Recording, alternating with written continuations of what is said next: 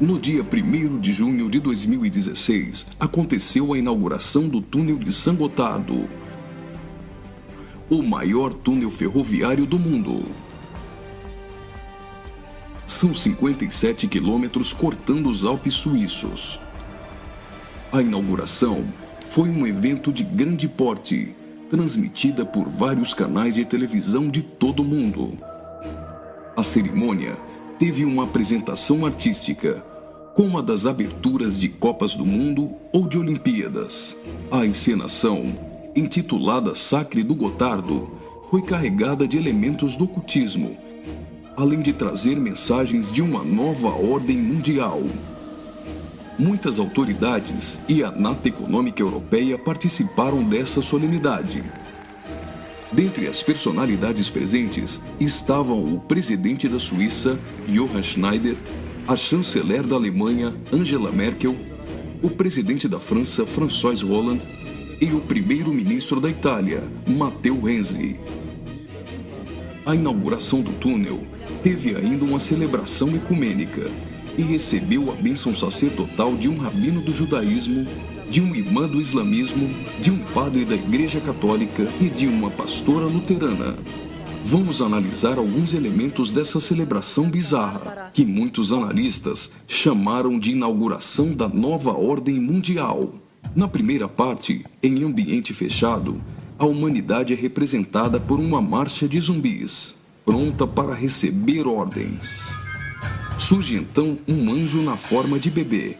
Aparentemente, este representa Lúcifer. O anjo caído já começa a apresentar semelhanças com Baphomet, que é um dos principais símbolos de Satanás em algumas linhas de culto pagão. Observe, dentre as personalidades presentes, esse sujeito, portando um cetro e vestido com traje de algum tipo de organização ou irmandade. Ele traz um broche com a figura de um bode que deve representar também Baphomet. A cerimônia macabra evolui para a aparição de um homem-bode, representando um demônio-chefe. Esse demônio exerce autoridade e liderança sobre outros demônios que são liberados pelo mundo, representado aqui pela ferrovia.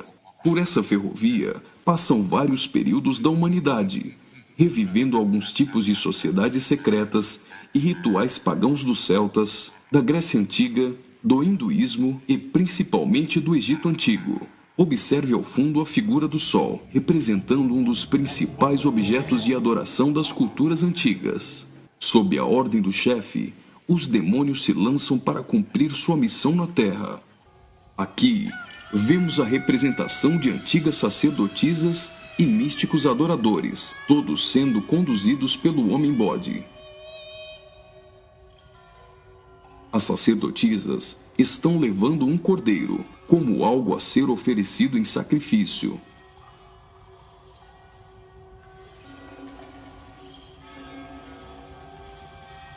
Observe a semelhança dessas sacerdotisas de branco com as adoradoras de Ísis. E nesta exaltação de muitas formas de adoração pagã, não poderia faltar a coroação da Rainha dos Céus.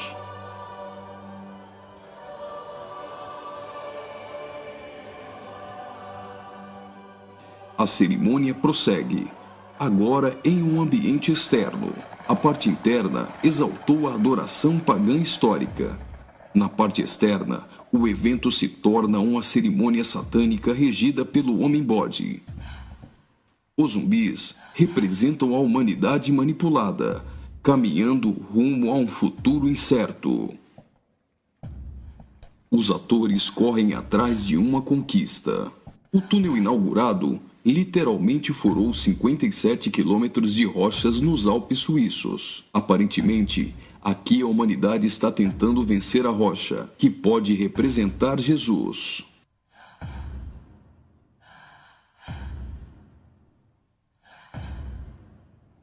Por várias vezes, eles investem desorganizadamente contra a rocha, mas todas as tentativas são frustradas.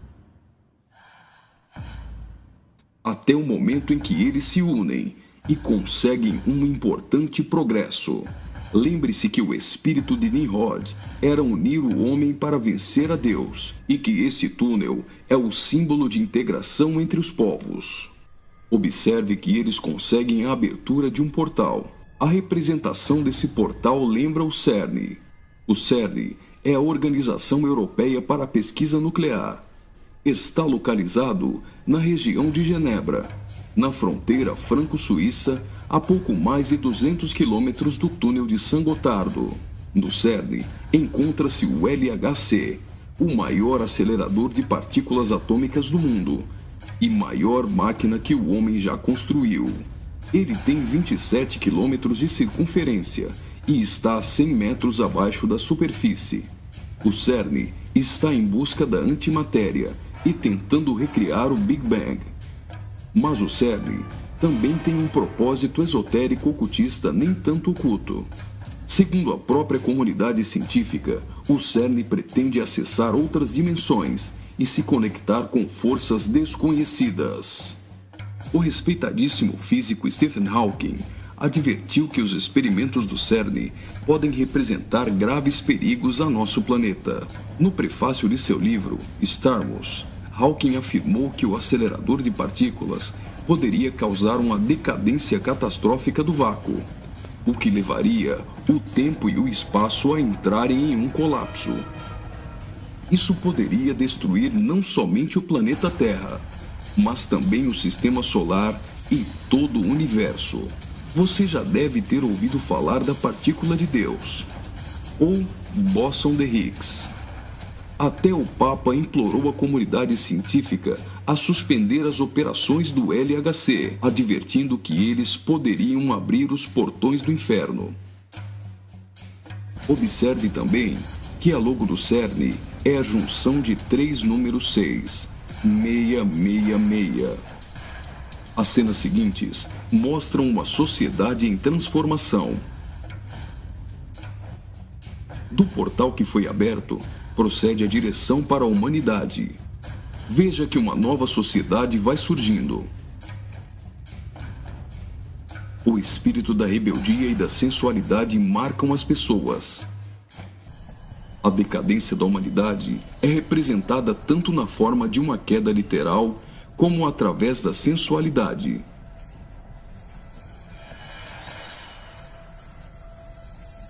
Do portal surge um corpo nu, e logo as pessoas ficam endemoniadas.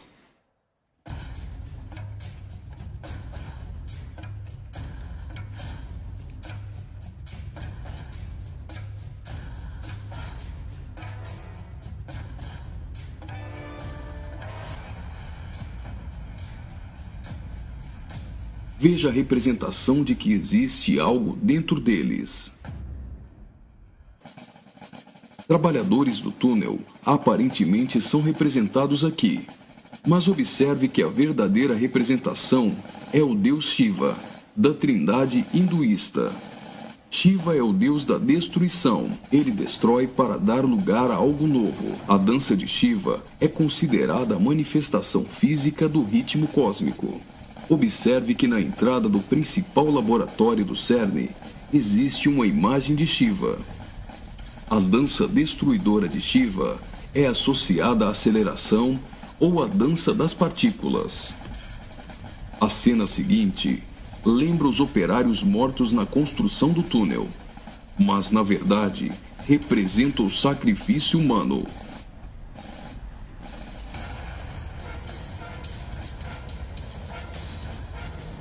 Veja que os corpos são lançados para dentro do abismo.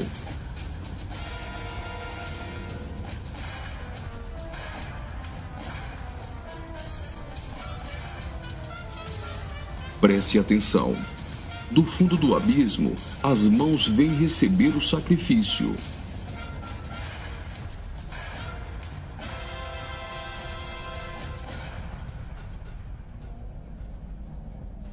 A morte dos trabalhadores dá lugar a 3 almas que sobem do abismo.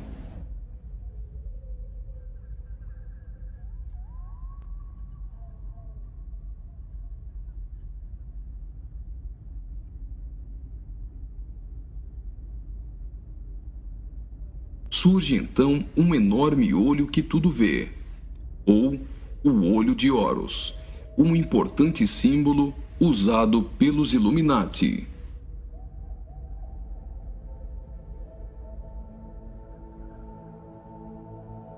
Agora, o Homem-Bode passa a ter um papel ainda mais importante na cerimônia, e as representações do livro de Apocalipse vão ficando mais evidentes.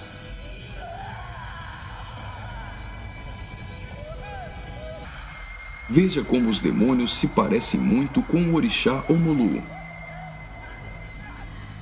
Do portal surge uma figura de um homem, misturada com a de um bode e 3 escaravelhos egípcios.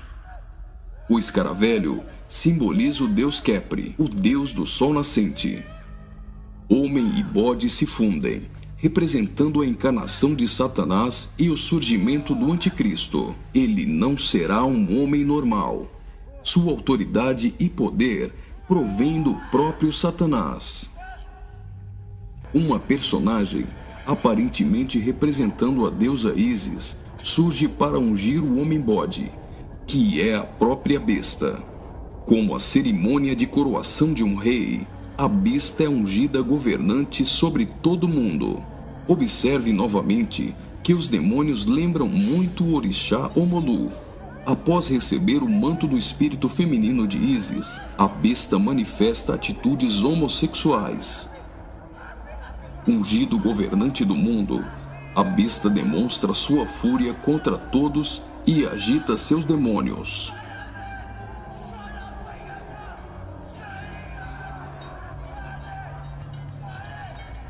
Logo, os demônios sob comando da besta ficam ouriçados.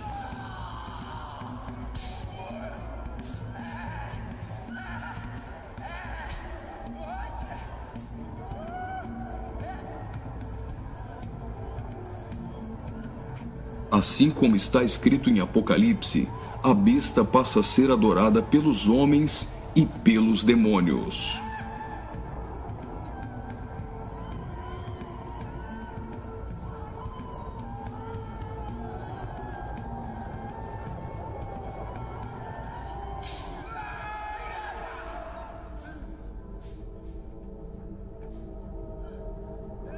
Observe agora o surgimento de 11 personagens, aparentemente representando a Igreja dos 11 Apóstolos. A besta terá autoridade para perseguir a Igreja e para matar os que não lhe adorarem.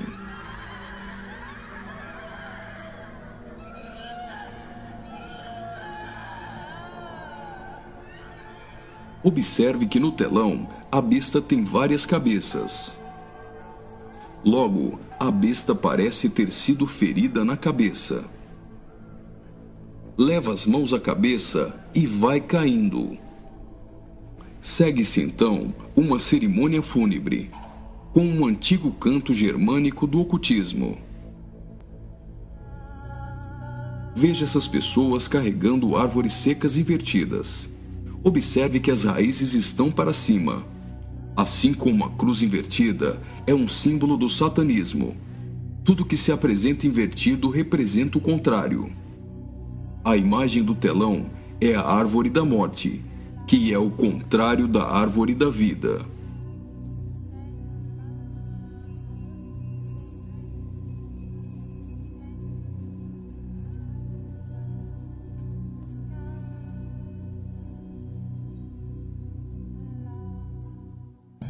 A tecnologia é mostrada como um instrumento para manipular o homem. O avanço da ciência nos últimos dias foi profetizado por Daniel. Observe agora a semelhança da imagem no telão com a Pokébola do game Pokémon Go.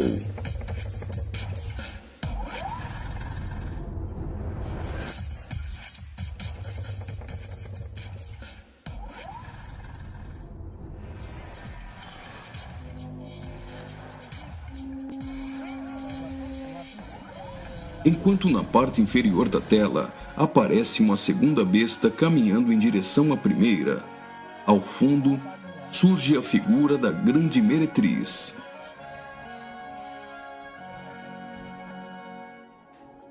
Observe que a segunda besta ressuscita a primeira.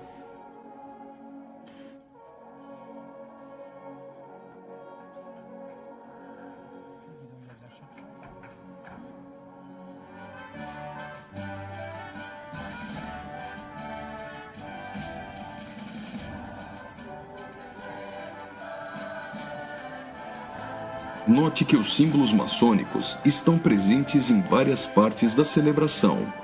Aqui, temos o olho de Horus e o compasso com um esquadro.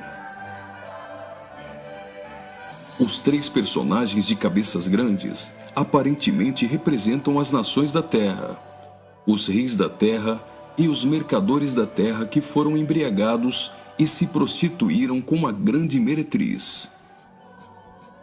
O relógio girando ao contrário provavelmente faz menção à profecia de Daniel, de que o anticristo mudaria os tempos, e fala da velocidade em que a nova ordem mundial será estabelecida.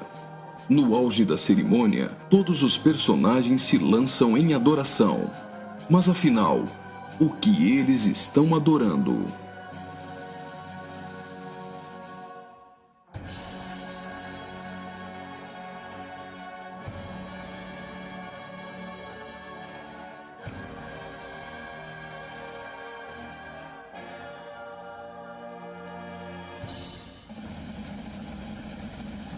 Então, o trem sai do túnel.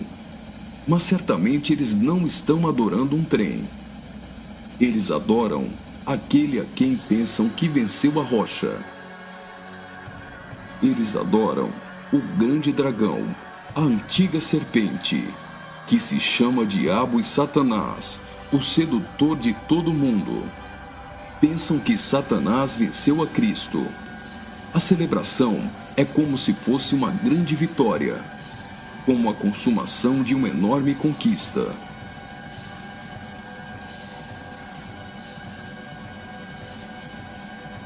Observe mais uma vez no telão. Por algum acaso, trens voam? O que isso significa? O trem se parece com uma serpente e representa a Satanás, que sempre quis subir aos altos céus e ser exaltado. É justamente isso que eles estão profetizando nesse ato profético. Faria muito sentido se isso fosse um encontro de bruxos e satanistas, mas numa inauguração de uma grande obra pública com a participação dos principais signatários da Europa, realmente não faz sentido algum. Só que eles se esqueceram de ler todo o livro de Apocalipse. E vi a besta e os reis da terra com seus exércitos, congregados para pelejarem contra aquele que estava montado num cavalo e contra seu exército. Mas a besta foi aprisionada, e com ela o falso profeta, que com os sinais feitos diante dela, seduziu aqueles que receberam a marca da besta, e eram os adoradores de sua imagem. Os 2 foram lançados vivos dentro do lago de fogo que arde com enxofre. Apocalipse capítulo 19, versículos 19 e 20.